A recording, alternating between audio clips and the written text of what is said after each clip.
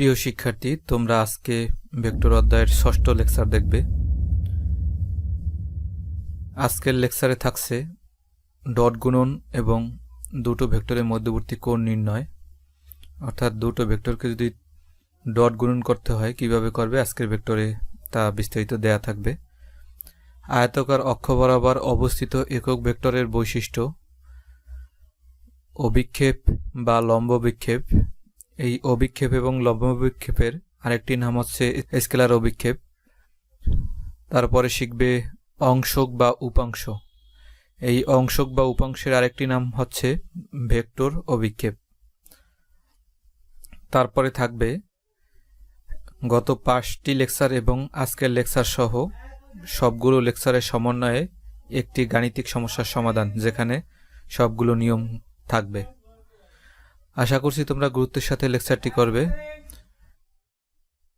তোমরা এখানে দেখতে পাচ্ছ দুটি ভেক্টরের মধ্যবর্তী কোণ নির্ণয়। দেখো, এ এবং বি দুটো ভেক্টর, এর মধ্যবর্তী কোণ যদি থিটা হয় তবে এই দুটো ভেক্টরের ডট গুণন হবে এই দুটো ভেক্টরের মান গুণ হবে কস থিটার সমান। দেখো, এখানে দুটো ভেক্টর কোণ নির্ণয় করতে হলে অবশ্যই দুটো ভেক্টরের আদিবিন্দু একই জায়গায় থাকতে হবে। ধরো একটি ভেক্টর এইরকম আছে, আরেকটি ভেক্টর এইরকম, সেটা ডট গুণন নির্ণয় করা যাবে না। অবশ্যই দুটো ভেক্টরের আদিবিন্দু একই জায়গায় থাকতে হবে।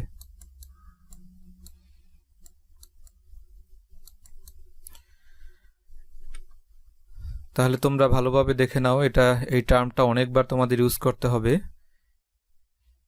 এখন এই cos থিটা আমরা এই পাশে রাখি, এইটা সমাধান করার জন্য এখানে আর গুণন করে নিচে নিয়ে যাই, তাহলে এইরকম আসে।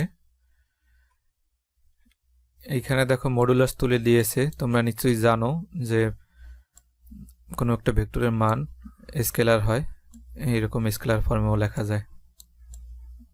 তাহলে এই দুইটার পরিবর্তে আমরা এবি লিখলাম, স্কেলার মান আকারে লিখলাম। এখন এই থিটার মান যদি আমরা নির্ণয় করতে যাই তাহলে কস ডান পাশে গেলে ইনভার্স হয়ে যায়, ইনভার্স আকারে চলে যায়। তোমরা এই টার্মটা অবশ্যই মুখস্থ রাখবে, এটা তোমাদের অঙ্ক করতে অনেকবার কাজে লাগবে।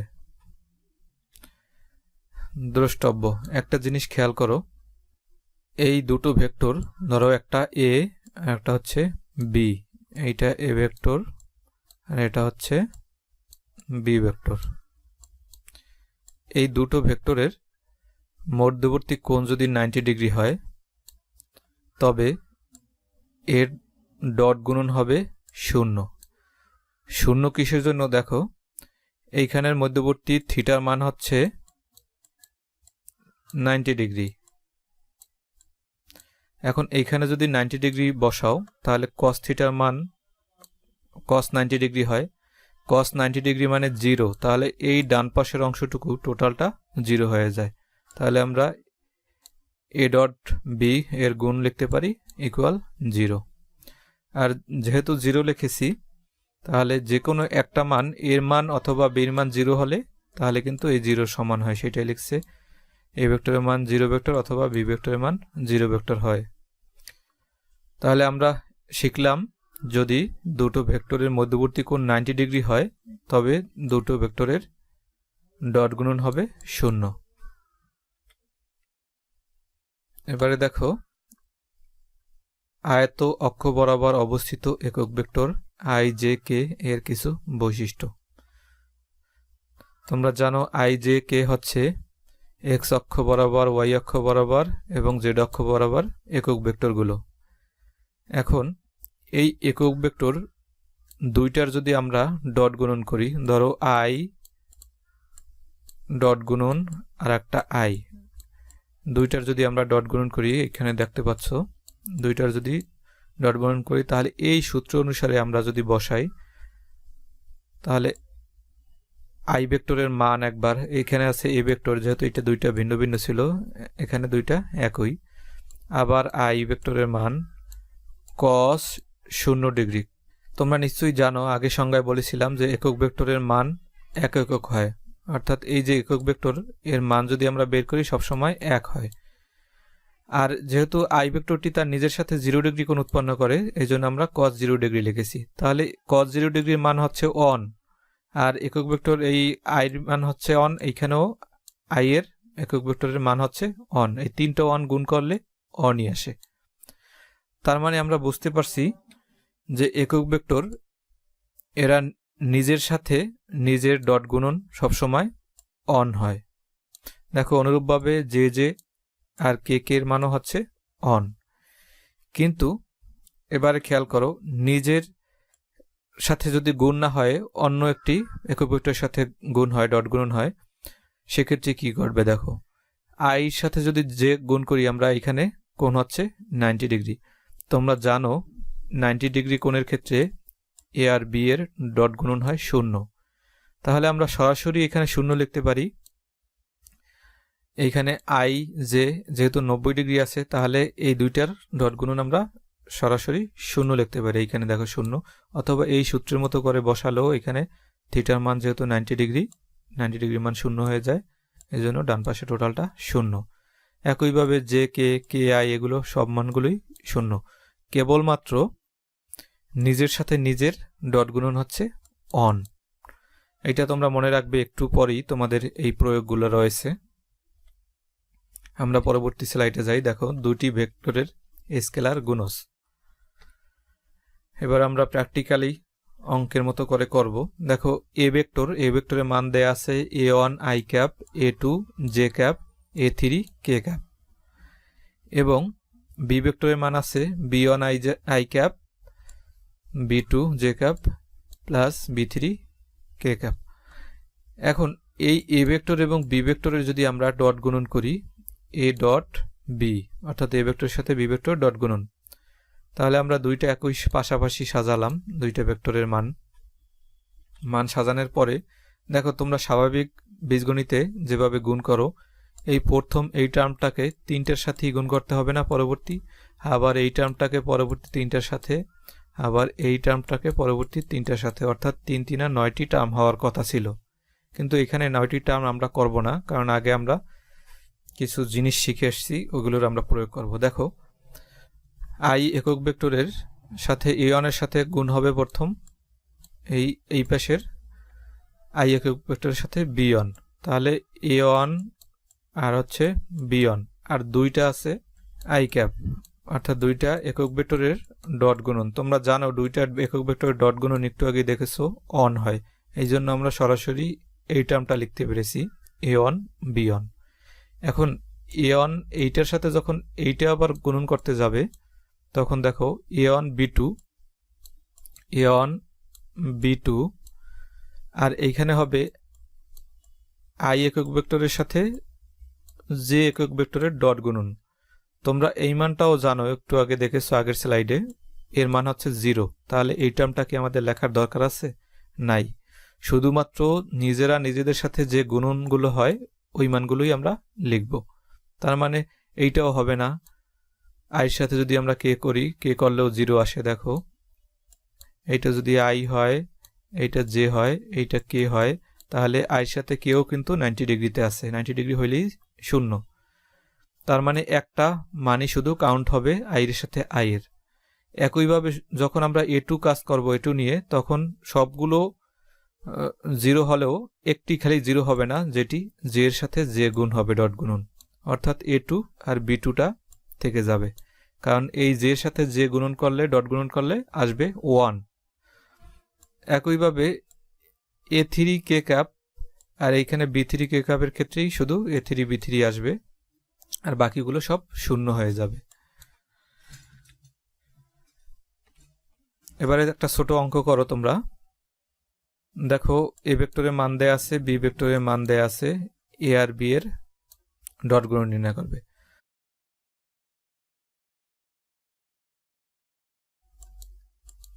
এটার যদি আমরা ডট গুণন করি, দেখো প্রথমে এইটার সাথে আই ক্যাপের সাথে আই ক্যাপই গুণ করব, কারণ অন্যগুলো গুণ করে লাভ নাই, ওগুলো সব 0 হয়ে যায়। তাহলে আমরা আইয়ের সাথে আই, অর্থাৎ 3, আর এখানে আছে 1 সহগ, 3 একে 3, আর আই ডট গুণন করলে তো অন হয়ে যায়, আর অন লেখা লাগে না। দেখো এই 4, আর এইখানে আছে 1, 4 একে 4, যেহেতু এইখানে মাইনাস আছে, এই প্লাসে মাইনাসে মাইনাস, এই জন্য আগে আমরা মাইনাস সাইন দিয়েছি। আবার এইখানে আছে -2 কে ক্যাপ, এইখানে আছে +3 কে ক্যাপ, এইখানে 3 আর এইখানে 2, 3 2 গুণে 6, আর যেহেতু এইখানে মাইনাস আছে, এইখানে প্লাস, প্লাসে মাইনাসে -6, এখন যোগ বিয়োগ করলে -7 আসে। ইহাই নিম্ন অ্যান্সার। তাহলে তোমরা ডট গুণন শিখে গেলে কিভাবে ডট গুণন করবে। পরবর্তী অঙ্কগুলোতে তোমাদের অনেকবার ডট গুণন করা লাগবে। শুধু তোমরা খেয়াল রাখবে আইয়ের সাথে আই ডট গুণন করবে, জের সাথে জে ডট গুণন করবে, কে সাথে কে ডট গুণন করবে, এবং এই সাইনগুলো খেয়াল রাখবে কোনটা প্লাস আছে কোনটা মাইনাস আছে। তোমরা খেয়াল করো, এখানে যদি একটা জেড টার্ম না থাকতো, শূন্য থাকতো, তাহলে কিন্তু তোমরা এখানে শূন্য বসিয়ে নিজেরা কল্পনা করে নিতে পারতে, তাহলে কিন্তু এই 4 এর সাথে শূন্য গুণ হতো, তাহলে মধ্যের টার্মটা শূন্য হয়ে যেত। একটি ভেক্টরের উপর অপর একটি ভেক্টরের লম্ব বিক্ষেপ। একটি ভেক্টরের উপরে অপর একটি ভেক্টরের লম্ব বিক্ষেপ, সংক্ষেপে অভিক্ষেপও বলা হয়। আমি লেকচারের শুরুতে বলেছি এই লম্ব অভিক্ষেপ এটাকে স্কেলার অভিক্ষেপও বলা হয়। আচ্ছা দেখো, চিত্রের দিকে খেয়াল করো, এইখানে ওসিটাকে আমরা এ ভেক্টর হিসাবে লিখলাম, ওবিকে আমরা বি ভেক্টর হিসাবে লিখলাম। তাহলে এই যে এ ভেক্টরের উপরে বি ভেক্টরের লম্ব বিক্ষেপ, যদি একটা লম্ব আঁকি, এটার লম্ব বিক্ষেপ হবে ওসি, লম্ব বিক্ষেপ হবে ওসি। এখন আমরা এই যে ও সি বি ত্রিভুজ সাথে আমরা লিখতে পারি cos থিটা। তোমরা জানো cos থিটা সমান সমান হচ্ছে ভূমি বাই অতিভুজ, এখানে ভূমি হচ্ছে ওসি আর অতিভুজটা হচ্ছে ওবি, সেটাই লেখা হয়েছে এখানে। এখন আর যদি আর গুণন করি, ওসি সমান সমান আমরা লিখতে পারি ওবি cos থিটা। এখন দেখো এই ওবি কিন্তু ভেক্টর না, ভেক্টর না হলে আমরা এই ভেক্টরটাকে কিভাবে লিখতে হবে, ভেক্টরের মান লিখতে হবে, অর্থাৎ স্কেলার রূপে লিখতে হবে। তাহলে এখানে আছে বি, ওবির মান হচ্ছে, যেহেতু ওবি যদি ভেক্টর হতো তাহলে বি ভেক্টর লিখতাম, যেহেতু মান আকারে আছে এই জন্য আমরা বি ভেক্টরের মান লিখব। বি ভেক্টরের মান তোমরা জানো, এখন সরাসরি বি লেখাও যেত, কারণ বি ভেক্টরের মান বি লেখা যায় স্কেলার, অথবা বি ভেক্টরের মডুলাস আকারে লেখা যায় cos থিটা। এখন খেয়াল করো, তোমরা আগের স্লাইডে দেখেছো দুটো ভেক্টরের ডট গুণন, তখন cos থিটার মান পেয়েছিলে A vector dot B vector, আর ভাগ হচ্ছে এ ভেক্টরের মান ডট হচ্ছে বি ভেক্টরের মান। তাহলে এই cos থিটার স্থলে আমরা এই মানটা বসিয়ে দিতে পারি। তাহলে এইখানে আছে বি, আর এইখানে যদি উপরে আছে এ ভেক্টর, দেখো উপরে এই দুটো কিন্তু ভেক্টর, বি ভেক্টর, আর নিচে আছে এ আর বি, এই দুটো কিন্তু মান ভেক্টর না। তাহলে এখানে বি বি কাটাকাটি গেলে উপরে থাকে A vector dot B vector, আর নিচে থাকে এ ভেক্টরের মান। তাহলে সেই ক্যালকুলেশনটাই এখানে করা হয়েছে, অর্থাৎ এখানে cos থিটার মান বসাবে, তারপর ক্যালকুলেশন করবে। তাহলে আমরা ওসি সমান সমান পেলাম এটা। তাহলে আমরা দেখো বলতে পারি এ ভেক্টরের উপর বি ভেক্টরের লম্ব বিক্ষেপ ওসি সমান সমান, যেহেতু আমরা এইটা পেয়েছি সরাসরি আমরা এটাই বলতে পারি। কোনো কোনো সময় অঙ্কের সুবিধার্থে আমাদের কিন্তু ভিন্নভাবে লিখতে হতে পারে। দেখো এ ভেক্টরের উপর বি ভেক্টরের লম্ব বিক্ষেপ, এই মানটাও লেখা রাখতে পারে অথবা এই মানটাও লেখা রাখতে পারে, তোমাদের মুখস্থ রাখতে হবে দুইটাই। বুঝে বুঝে মুখস্থ করলে খুব সহজ হয়, বলে যাওয়ার কোনো চান্স থাকে না। অনুরূপভাবে বি ভেক্টরের উপর, দেখো এইখানে এ ভেক্টরের উপর বি ভেক্টরের লম্ব বিক্ষেপ। এবার যদি আমরা বি ভেক্টরের উপর এ ভেক্টরের লম্ব বিক্ষেপ করি, তাহলে কিন্তু আমরা লিখতে পারি এইখানে ছিল এ ভেক্টর বি ভেক্টর উপরে, এটা যথারীতি ঠিকই থাকবে। দেখো এ ভেক্টরের উপরে, যার উপরে সে তার মান থাকবে নিচে, তাহলে এইখানে আছে কার উপরে, বি ভেক্টরের উপরে, এই জন্য বি ভেক্টরের মানটা নিচে আসবে। এই অভিক্ষেপকে স্কেলার অভিক্ষেপ বলা হয়, আগেই বলেছিলাম। আশা করছি তোমরা বুঝতে পেরেছো। তাহলে এই সূত্র দুটি তোমাদের মুখস্থ রাখতে হবে। অঙ্ক করতে গেলে অনেকবারই কাজে লাগবে। এ ভেক্টরের উপর বি ভেক্টরের লম্ব অভিক্ষেপ আছে, এই এবিটা কমান, এবি ভেক্টরটা কমান উপরে থাকবে সবসময়, আর যার উপরে তার ভেক্টরের মান থাকবে নিচে। এইখানে বি ভেক্টরের উপর, এই জন্য বি ভেক্টরের মান হচ্ছে নিচে। এখানে দেখো একটি ভেক্টরের দিক বরাবর অপর একটি ভেক্টরের উপাংশ বা অংশক। তোমরা অনেকেই এলোমেলো করে ফেলো উপাংশ বা অংশক এবং অভিক্ষেপের ভিতরে। তোমরা অনেকেই এলোমেলো করে ফেলো উপাংশ বা অংশকের সাথে অভিক্ষেপের সাথে বা লম্ব অভিক্ষেপের সাথে। উপাংশ বা অংশক এর সমাধান করতে হলে অবশ্যই অভিক্ষেপ আগে সমাধান করে পরে আরেকটু বাড়তি জিনিস করতে হয়। তা দেখো এখানে এ ভেক্টরের দিক বরাবর বি ভেক্টরের উপাংশ হবে। এ ভেক্টরের দিক বরাবর, কার দিক বরাবর? এ ভেক্টরের দিক বা এ ভেক্টরের ওপর বি ভেক্টরের উপাংশ হবে। এখানে অভিক্ষেপ, এই যে এ ভেক্টর এর উপর বি ভেক্টরের অভিক্ষেপ, সেই অভিক্ষেপ তো লাগবেই, সাথে গুণ হবে একক ভেক্টর। কার একক ভেক্টর? যার দিক বরাবর, এর দিক বরাবর যেহেতু এর একক ভেক্টর লাগবে। তোমরা অভিক্ষেপ জানো যে এ ভেক্টরের বরাবর বি ভেক্টরের অভিক্ষেপ, তখন তোমরা সরাসরি এইটাও লিখতে অথবা এইটাও লিখতে। এখন আমরা এটাও লিখতে পারি, এটাও লিখতে পারি, এবং সাথে একক ভেক্টরটা হবে যার দিক বরাবর তার একক ভেক্টর। এখানে যদি বি থাকতো এইখানে, এ থাকতো এইখানে, এইখানে হতো বি, এইখানে হতো বি। এখন দেখো এই মানটাকে যদি আমরা আরেকটু ভাঙিয়ে লিখি, এ ভেক্টর বি ভেক্টর আর এখানে হচ্ছে এ, আর এই এর একক ভেক্টর মানে হচ্ছে এ ভেক্টরকে ওই ভেক্টরের মান দ্বারা ভাগ। তাহলে দেখো এইখানে এ বি ভেক্টরের ডট গুণের সাথে আর একটা ডট গুণ আসছে এ ভেক্টরের, এই যে এ ভেক্টর, আর নিচে আসছে দুইটা মান এ ভেক্টরের মানের স্কয়ার। তাহলে মানের স্কয়ার এইভাবেও লেখা যায় অথবা সরাসরি এ স্কয়ারও লেখা যায়। তাহলে তোমরা এটাও পেরে গেলে। তাহলে শুধু এ ভেক্টরের দিক বরাবর বি ভেক্টর যদি অভিক্ষেপ বলে, তাহলে তোমরা শুধুমাত্র এতটুকু অথবা এতটুকু লিখবে। আর যদি অংশক বা উপাংশক বলে, তাহলে কিন্তু আমাদের এই পুরোটাই লিখতে হবে। তিনটা টার্মই একই টার্ম, কিন্তু আমরা ভাঙিয়ে ভাঙিয়ে এই পর্যন্ত শেষ করেছি। দেখো অনুরূপভাবে বি ভেক্টরের দিক বরাবর এ ভেক্টরের উপাংশ, তাহলে দেখো এইখানে যে মান উপরে এ বি আছে, এইখানে যেহেতু বি আগে দেয়া আছে, বি ভেক্টরের দিকে বলেছে, তাহলে এই দুটোই হবে বি। দেখো এখানে মনে রাখার সুবিধার্থে এই এ বি কিন্তু কমান, যেহেতু এইখানে আছে এ দিক বরাবর, এই জন্য এই এ এবং এই এ একই থাকবে। আর এইখানে যেহেতু বি ভেক্টরের দিক বরাবর, এইখানে বি এবং এইখানে বি এসেছে। দেখো ভেক্টর উপাংশকে ভেক্টর অভিক্ষেপও বলা হয়, একটু আগে বলেছিলাম, এটাকে আমরা ভেক্টর অভিক্ষেপও বলতে পারি। তো তোমরা কিন্তু অনেক সময় গুলিয়ে ফেলো স্কেলার অভিক্ষেপ, ভেক্টর অভিক্ষেপ, শুধু অভিক্ষেপ, উপাংশ, এগুলো কিন্তু ভালোভাবে মনে রাখবে। শুধু যদি অভিক্ষেপ বলে তাহলে বুঝবে লম্ব অভিক্ষেপ বা স্কেলার অভিক্ষেপ, আর যদি ভেক্টর অভিক্ষেপ বলে তাহলে উপাংশ বা অংশক, ভেক্টর অভিক্ষেপ, তিনটা একই জাতীয়, তিনটা একই অঙ্ক, তোমরা এটা মনে রাখবে। কোনো ভেক্টরের স্কেলার অভিক্ষেপ একটি স্কেলার রাশি। স্কেলার অভিক্ষেপ মানে হচ্ছে লম্ব অভিক্ষেপ। লম্ব অভিক্ষেপ সবসময় স্কেলার রাশি হয়। দেখো এইখানে এতটুকু তো অভিক্ষেপ, লম্ব অভিক্ষেপ। এই বির সাথে যে মডুলাস দেওয়া, এটাও কিন্তু একটা স্কেলার মান, এটা হলো স্কেলার মান।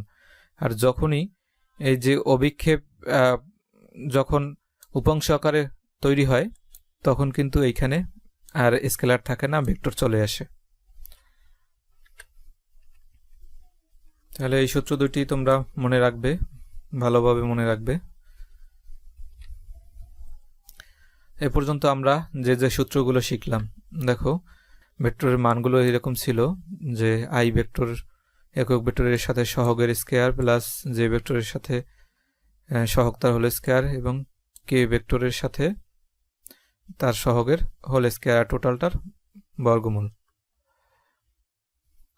দেখো এ ভেক্টরের দিকে একক ভেক্টর তোমরা জানতে কোন একটা ভেক্টরকে ভেক্টরের মান দ্বারা ভাগ করলে একক ভেক্টর পাওয়া যায়। দুইটি ভেক্টর এর ডট গুণন একটু আগে তোমরা দেখেছো আজকের লেকচারে, এটাও তোমরা দেখেছো কিভাবে নিজেদের সাথে ডট গুণন করলে একক ভেক্টরগুলো 1 হয় এবং আরেকটির সাথে ডট গুণন করলে 0 হয়।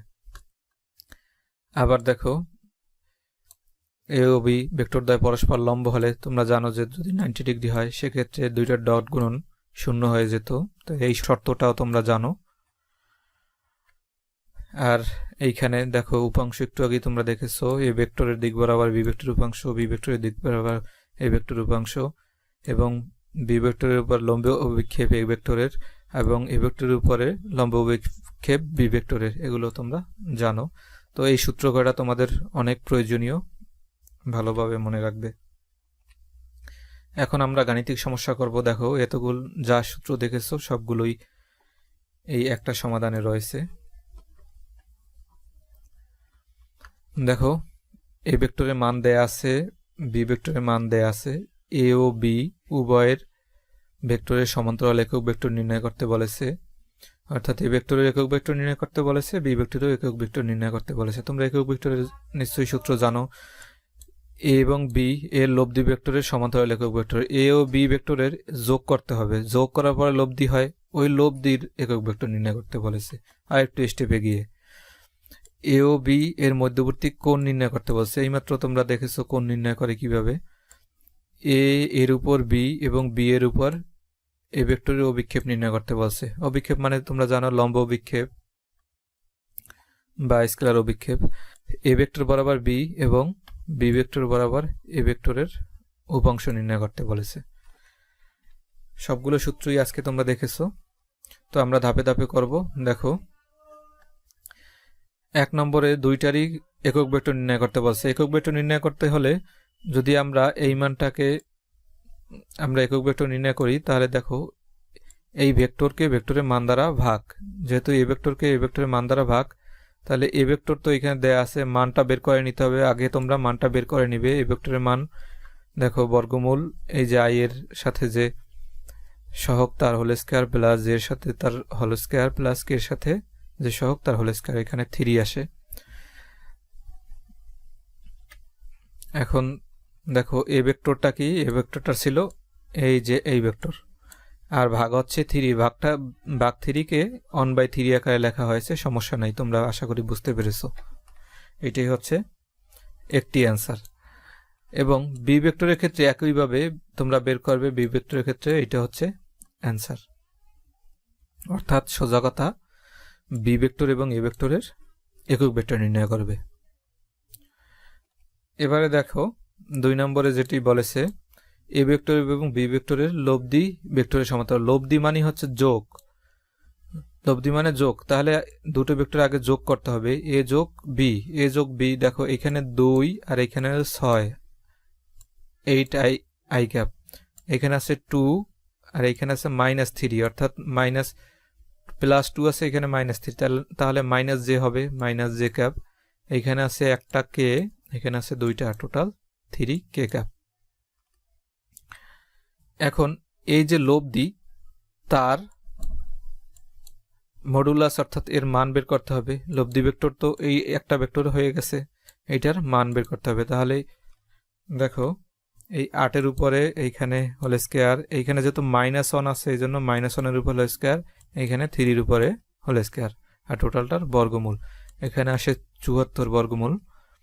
তাহলে একইভাবে দেখো এ প্লাস বি ভেক্টরটা কি, এ প্লাস বি ভেক্টর হচ্ছে এই যে ভেক্টর একটু আগে বের করেছে এইটা, আর ভাগ হচ্ছে এই এ প্লাস বি ভেক্টরের অর্থাৎ লব্ধি ভেক্টরের মান।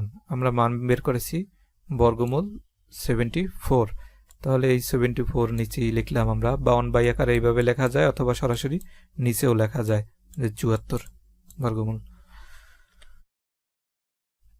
এ ও বি এর অন্তর্বর্তী কোণ, দেখো 3 নম্বরে অন্তর্বর্তী কোণ নির্ণয় করতে বলেছে। তোমরা জানো cos θ = A vector dot B vector ভাগ হচ্ছে এ ভেক্টরের মান আর বি ভেক্টরের মান। তাহলে আমরা এই এ ভেক্টর আর বি ভেক্টরের ডট গুণন আমাদের বের করতে হবে। দেখো ডট গুণন কিভাবে বের করে, এই আই এর সাথে আই এর সহগের গুণ, তাহলে 6 দুগুণে 12 হয়। এইখানে 12 দেখো এইখানে কোণায় বের করে নিয়েছি, তোমরা এগুলো আগে বের করে নিবে, আমি সংক্ষেপে করার জন্য এখানে দেখিয়ে দিয়েছি। তোমরা এই যে মানগুলো যেগুলো বের করেছি সব আগে বের করে নিবে, তারপরে ফাইনালি মান বসাবে।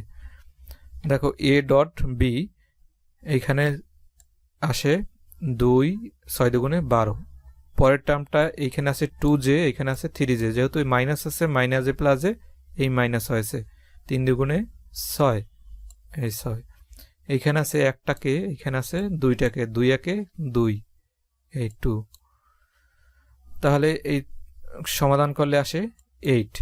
তাহলে এ আর বি ডট গুণন কত 8, এই জন্য আমরা এইখানে উপরে 8 লিখেছি। আর এ ভেক্টর আর বি ভেক্টরের মান খেয়াল করো, এ ভেক্টরের আর বি ভেক্টরের মান আমরা আগের অঙ্কে বের করেছিলাম। এ ভেক্টরের মান হচ্ছে 3 আর বি ভেক্টরের মান হচ্ছে 7, এই 3 7। এখন থিটা রেখে এই কস এই পাশে চলে আসলে ইনভার্স আকারে নেওয়া যায়, আর এইটা উপরে 8, এখানে 3 × 21, ইহাই অ্যান্সার। আশা করছি তোমরা বুঝতে পেরেছো।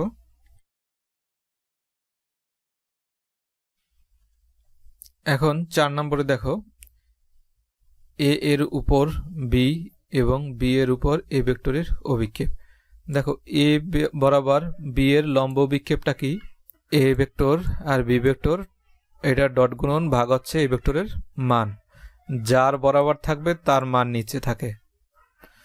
তাহলে এ ভেক্টর আর বি ভেক্টরের ডট গুণনের মান আমরা 8 বের করে রেখেছি, 8, আর এ ভেক্টরের মান হচ্ছে 3, 8/3, এই আনসার একটা, অর্থাৎ এ ভেক্টরের উপর বি ভেক্টরের। এখন আমরা বি ভেক্টরের উপর এ ভেক্টরের অভিক্ষেপ বের করব।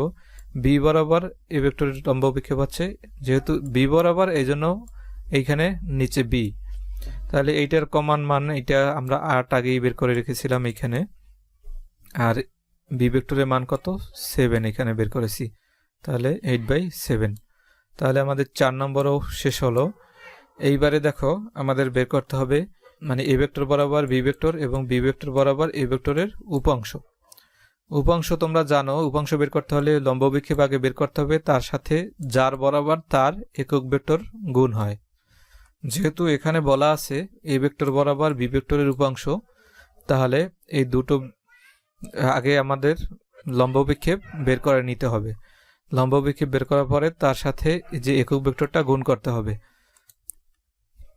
তাহলে দেখো এইটা আমাদের মান বের করা আছে 8, আগেই বের করা আছে 8, উপরে 8 লিখলাম। এ ভেক্টরের মানও আমাদের বের করা আছে, এ ভেক্টরের মান এইখানে 3 ভাগ 3 লিখলাম। আর এই যে একক ভেক্টর, একক ভেক্টরের মান কিন্তু আমরা এই যে একক ভেক্টর এইটা পেয়েছি।